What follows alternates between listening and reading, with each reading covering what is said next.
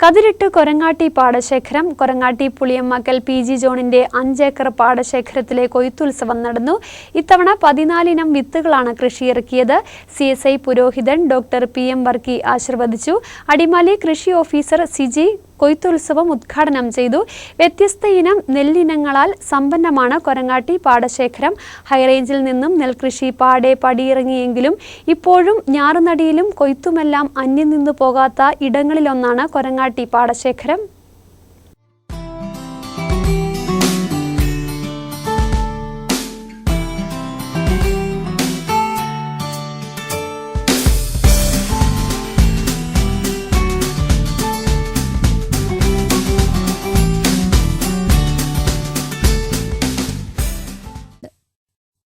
അടിമാലി ഗ്രാമപഞ്ചായത്തിലെ 8ാം വാർഡിലെ പുളിയമ്മാക്കൽ PG ജോണിന്റെ 5 ഏക്കർ പാടശേഖരത്തിലെ കൊയ്ത്തുത്സവമാണ് നടന്നത്. വ്യത്യസ്തയിനം നെല്ലിനങ്ങളാൽ സമ്പന്നമാണ് കൊരങ്ങാട്ടി പാടശേഖരം. ഹൈറേഞ്ചിൽ നിന്നും നെൽകൃഷി പാടെ പടിയിറങ്ങിയെങ്കിലും ഇപ്പോഴും ഞാറുനടിയിലും കൊയ്ത്തുമെല്ലാം അന്യം നിന്നു പോകാത്ത ഇടങ്ങളിലൊന്നാണ് കൊരങ്ങാട്ടി പാടശേഖരം. 14 ഇനം വിത്തിനങ്ങളാണ് ഇത്തവണ കൃഷിയിറക്കിയത്. ഇതിന്റെ കൊയ്ത്തുത്സവമാണ് നടന്നത്. CSI പുരോഹിതൻ ഡോക്ടർ PM വർക്കി കൊയ്ത്തുത്സവം ആശീർവദിച്ചു. കൊയ്ത്തുത്സവം അടിമാലി കൃഷി ഓഫീസർ സിജി ഉദ്ഘാടനം ചെയ്തു.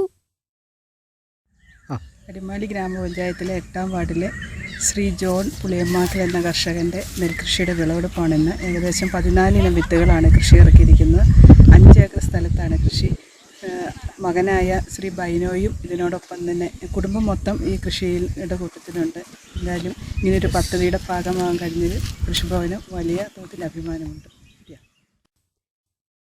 100 ദിവസം കൊണ്ട് വിളയുന്ന ഇനത്തിലുള്ള മനുരത്ന നെല്ല് ഇദ്ദേഹത്തിന്റെ തനദിനമായ പുളിയൻ മുണ്ടകൻ. 180 ദിവസമാണ് ഇതിന്റെ കാലാവധി. കൂടാതെ കുള്ളൻ തോണ്ടി വലിച്ചൂരി ഇദ്ദേഹം സ്വയം വികസിപ്പിച്ച പുളിയൻ ഗോൾഡ്, ആൻമരിയ, കറുത്ത നെല്ലിനമായ കൃഷ്ണകമോദ്, മകുരി, ചിറ്റേനി, HMT, ഇടവക, പുഞ്ചകഴമ, രക്തശാലി എന്നീ ഇനങ്ങളും ഇദ്ദേഹം കൃഷി ചെയ്യുന്നു. വ്യത്യസ്ത ഇനം കൃഷികളും PG ജോൺ എന്ന കർഷകൻ ചെയ്തുവരുന്നു. ഭാര്യ സൂസമ്മ, മക്കൾ ജോൺ ബൈനോ, ആൻമേരി, കൊച്ചുമകൻ ജോഹാൻ ബൈനോ ജോൺ തുടങ്ങിയ കുടുംബാംഗങ്ങൾ എല്ലാവരും പൂർണ്ണ പിന്തുണയുമായി ഇദ്ദേഹത്തിനോടൊപ്പമുണ്ട്.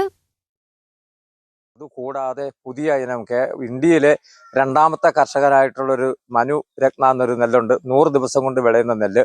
അതുകൂടാതെ ഞങ്ങൾ പരമ്പരാഗതമായി കൃഷി ചെയ്യുന്നതായ പുളിയൻ മുണ്ടകൻ എന്ന നെല്ലും, കൂടാതെ രക്തശാലി, കറുത്ത നെല്ലായിട്ടുള്ള കൃഷ്ണ കമ്മോദ്, വേറെ അങ്ങനെ 14 ഇനം നെല്ലുകൾ വേറെ കൃഷി ചെയ്യുന്നുണ്ട്. അതിൻ്റെയൊക്കെ വിളവെടുപ്പാണ് ഇവിടെ ഇന്ന് നടക്കുന്നത്.